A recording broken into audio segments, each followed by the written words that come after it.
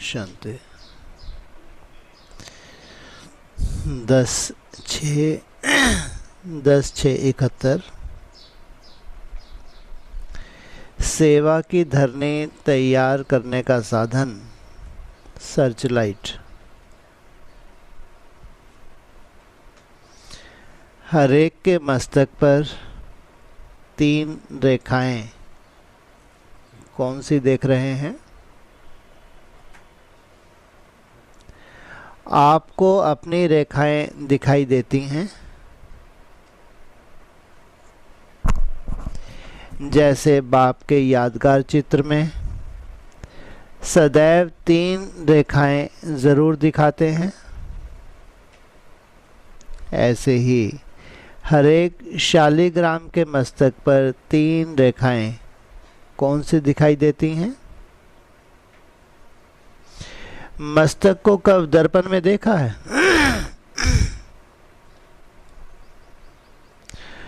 कौन से दर्पण में देखा है? हर एक के मस्तक पर एक रेखा व निशानी विजय की निशानी है। विजय की निशानी होती है त्रिशूल। त्रिशूल मन, वाणी, कर्म तीनों में सफलता की निशानी, विजय की निशानी है। शक्तियों के चित्रों में भी त्रिशूल दिखाते हैं, तो हर एक के मस्तक में यह विजय की निशानी त्रिशूल है। त्रिशूल के ऊपर दूसरी रेखा व निशानी है बिंदी। तीसरी रेखा फिर है त्रिशूल के नीचे जो लंबी लाइन होती है, वह निशानी है लाइन क्लियर और केयरफुल। केयरफुल भी और क्लियर भी। मार्ग के बीच में कोई भी रुकावट ना आए, तो तीसरी निशानी है सीधा मार्ग, एक रस हो चलने वाले मार्ग पर एक रस हो चलने वाले। तीनों ही रेखाएं व निशानियां हर एक के मस्तक पर देख रहे हैं। रेखाएं सभी की होती हैं, लेकिन कोई की स्पष्ट, कोई की स्पष्ट नहीं होती। तो आपने अपनी लकीरें देखी, त्रिशूल है, लाइन क्लियर भी है और आत्मिक स्मृति की बिंदी भी है। भक्त लोग भी मस्तक में तिलक की निशानी रखते हैं। आप लोगों को मस्तक में लगाने की आवश्यकता नहीं है। सदैव अपने मस्तक की इन रेखाओं से अपनी स्थिति की परख कर सकते हो। तीनों ही रेखाएं तेज होनी चाहिए, तब ही साक्षात्कार मूर्त बन सकते हो व अपने कर्तव्य को सफल कर सकते हो। अब आप सर्विस पर जा रहे हो। अभी से ही उन आत्माओं के ऊपर अपनी सर्च लाइट डालने शुरू करनी है। किनके ऊपर? जिनकी सेवा के लिए जा रहे हो। शुरू की है या वहां जाकर शुरू करेंगे? सर्च लाइट की निशानी दूर से, सर्च लाइट की रोशनी दूर से जाती है, तो यहां से ही सर्च लाइट डालनी है। आत्माओं को चुन सकते हो। यहाँ से ही कार्य शुरू करने से वहां जाते ही प्रत्यक्ष सबूत दिखाई देगा। चुनने की बात की है। इसका मतलब चुनी हुई आत्माएं हैं जिनके ऊपर सर्च लाइट डालने का इशारा दे रहे। सर्च लाइट बनकर के ही चलते फिरते हो, व जब बैठते हो तभी सर्च लाइट देते हो। निरंतर सर्च लाइट समझकर चारों ओर वायुमंडल को बनाने का कर्तव्य अभी से ही करना है। जो वहाँ जाते ही वायुमंडल के आकर्षण से समीप आने वाली आत्माएं अपना सहज ही भाग्य पा सकें, क्योंकि अभी समय कम और सफलता 1000 गुना दिखानी है। पहले का समय और था, समय ज़्यादा सफलता कम होती थी, लेकिन अभी कम समय में सफलता 1000 गुना हो, वह प्लान बनाना है। प्लान के पहले प्लान बनना है। अगर प्लान बन गए तो प्लान प्रैक्टिकल में ठीक आ जाएगा। अगर बुद्धि में कैसा बनना है, एकदम प्लान, तो प्लान भी ठीक बन सकेंगे। प्लान बनने से ही प्लान ठीक चल सकेगा।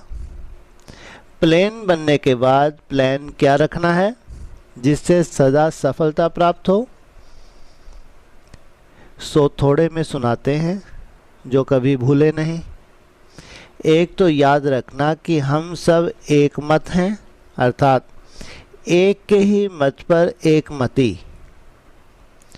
दूसरी बात, वाणी में भी सदैव एक का ही नाम बार बार अपने को व दूसरों को स्मृति में दिलाना। तीसरी बात, चलन अथवा कर्म में इकोनॉमी हो। ना सिर्फ तन में इकोनॉमी करनी है, लेकिन वाणी में भी इकोनॉमी हो, संकल्प में भी इकोनॉमी, समय में भी इकोनॉमी। तो चलन में सभी प्रकार की इकोनॉमी हो। यह तीनों ही बातें एक मति, एक का नाम अर्थात एक नामी, और फिर एकानामी अर्थात बचत, व्यर्थ ना हो। यह तीनों ही बातें सदैव स्मृति में रख, फिर कदम उठाना व संकल्प को वाणी में लाना।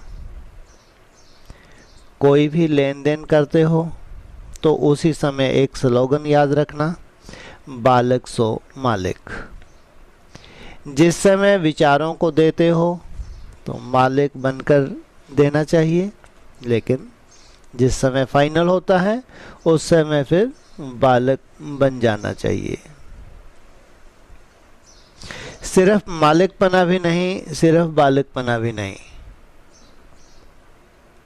जिस समय जो कर्म करना है उस समय वही स्थिति होनी चाहिए। और जब भी अन्य आत्माओं की सर्विस करते हो तो सदैव यह भी ध्यान में रखो कि दूसरों की सर्विस के साथ अपनी सर्विस भी करनी है। आत्मिक स्थिति में अपने को स्थित रखना, यह है अपनी सर्विस। चेक करो, अपनी सर्विस चल रही है।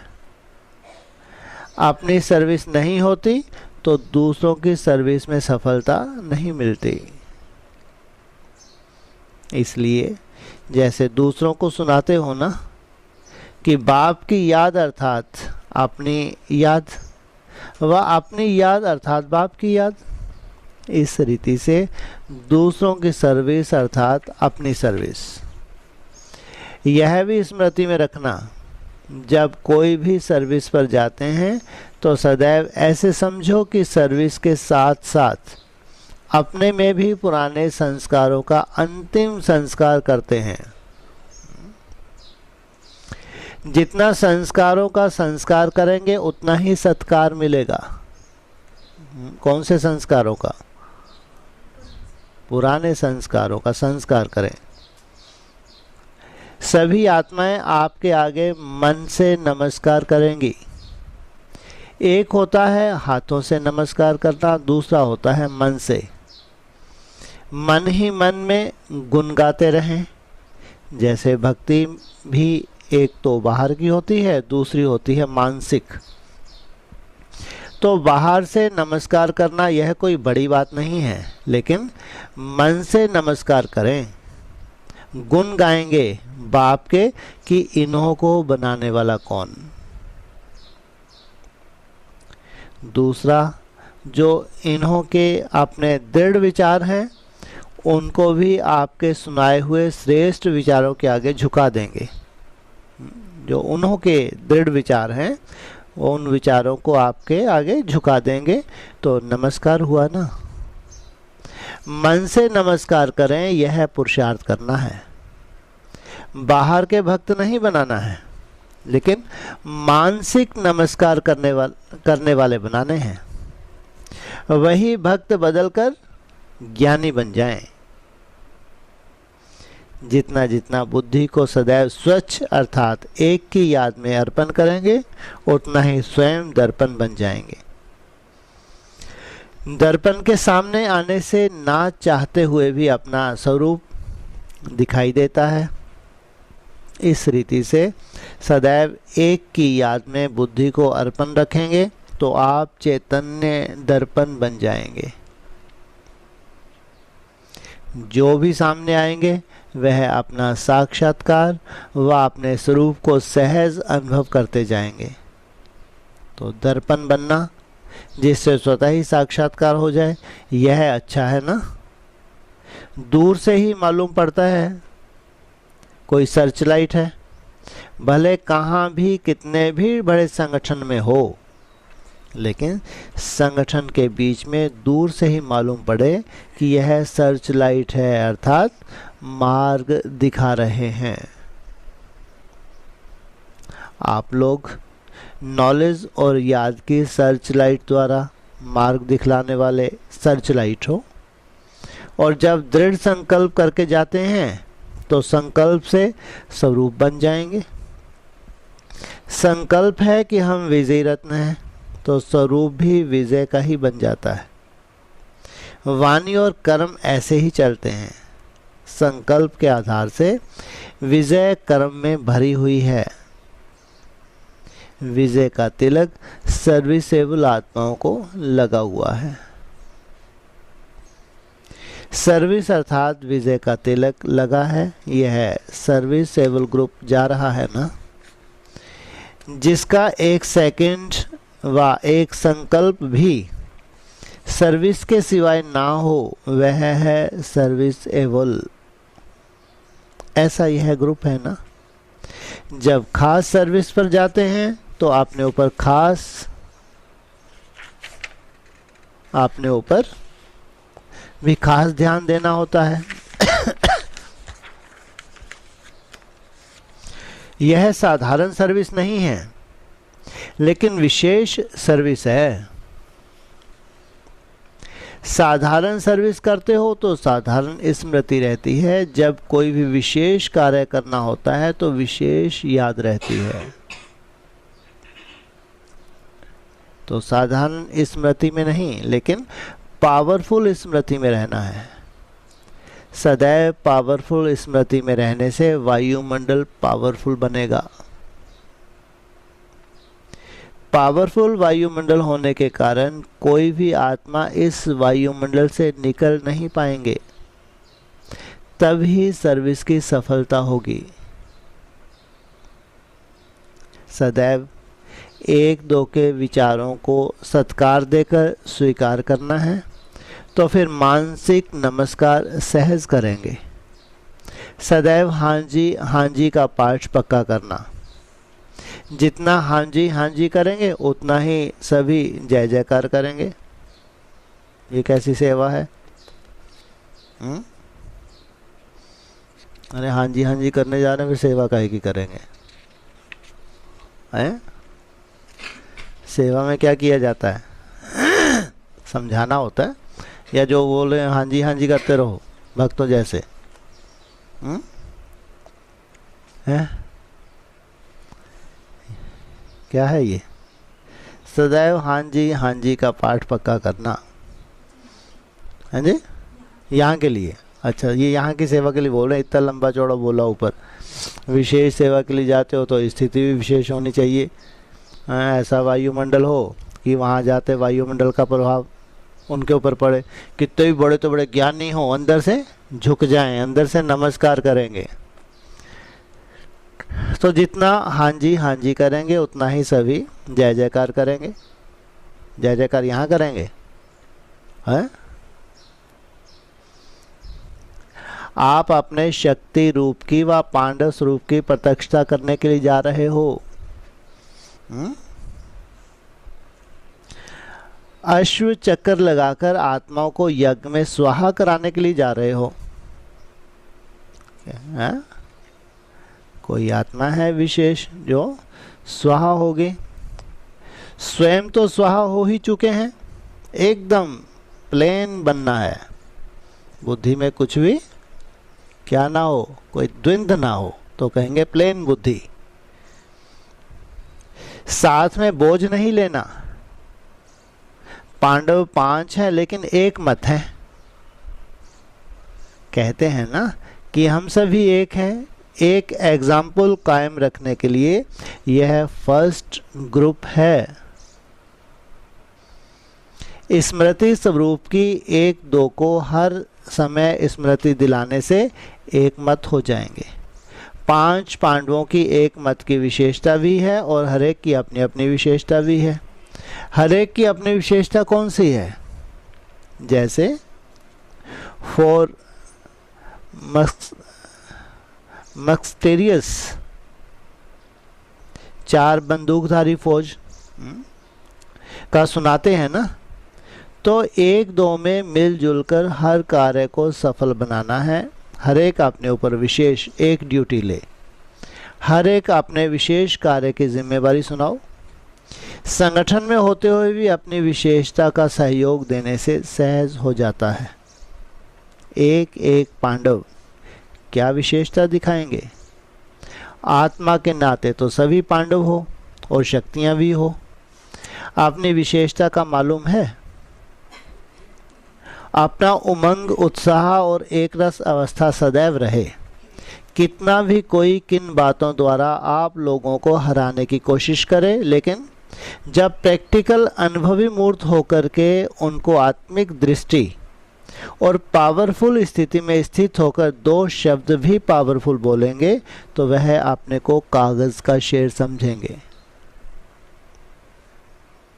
जैसे देवियों के दिखाते हैं ना, सामने असुर विकराल रूप से सामना करने आते हैं, लेकिन उन्हों के आगे जैसे बिल्कुल पशु अर्थात बेसमझ बन जाते हैं। कितना भी बड़ा समझदार हो, लेकिन आपके अनुभवी मूर्त और आत्मिक दृष्टि के सामने बिल्कुल ही अपने को बेसमझ समझेंगे। भले आपके सामने कितना भी रूप धारण करने की कोशिश करें। शक्तियों के पांव के नीचे सदैव भैंस दिखाते हैं। क्यों? कितना भी कोई अपने को सेंसिबल, नॉलेजफुल समझे, लेकिन भैंस बिल्कुल बेसमझ होती है। वो अपने को कितना ही समझदार समझे, लेकिन है क्या? भैंस बुद्धि। बनकर एक रूप आए और बन जाएंगे दूसरा रूप। शक्तियों का यादगार दिखाते हैं ना। असुर सामना करने विकराल रूप धारण कर आते हैं, लेकिन जब शक्तियों का तीर लगता है तो फिर दूसरा रूप हो जाता है। इसलिए सदैव याद रखना कि हम ऑलमाइटी अथॉरिटी के द्वारा निमित्त बने हुए हैं।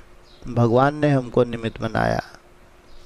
ऑलमाइटी गवर्नमेंट के मैसेंजर हो। कोई से भी डिस्कस में अपना माइंड डिस्टर्ब नहीं करना, नहीं तो वो लोग साइंस की शक्ति से भी संकल्पों को रीड करते हैं। इसलिए कभी भी कोई बात का आवाज़ भी आए तो अपने को डिस्टर्ब नहीं करना।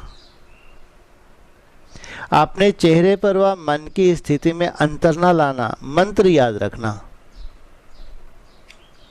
जैसे कोई वाणी से व और तरीके से वश नहीं होते तो मंत्र जंतर करते हैं। तो जब देखो ऐसी कोई बात सामने आए तो अपने आत्मिक स्मृति का नेत्र और मन मनाभव का मंत्र प्रयोग करना, तो शेर से क्या बन जाएंगे? भैंस बन जाएंगे। जादू मंत्र तो आता है ना, यहाँ से ही सभी सिस्टम निकली है। मंत्र चलाना, रिद्धि सिद्धि भी यहाँ से ही निकली है। अपनी आत्मिक दृष्टि से और अपने संकल्पों को भी सिद्ध कर सकते हो। वह है रिद्धि सिद्धि, यहाँ है विधि से सिद्धि। शब्दों का अंतर है। रिद्धि सिद्धि है अल्पकाल, लेकिन याद की विधि से संकल्पों और कर्मों की सिद्धि है अविनाशी। वह रिद्धि सिद्धि यूज करते हैं। आप याद की विधि से संकल्पों और कर्मों की सिद्धि प्राप्त करते हो। अच्छा,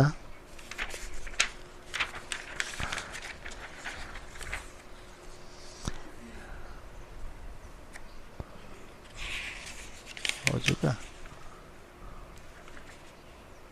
ओम शांति।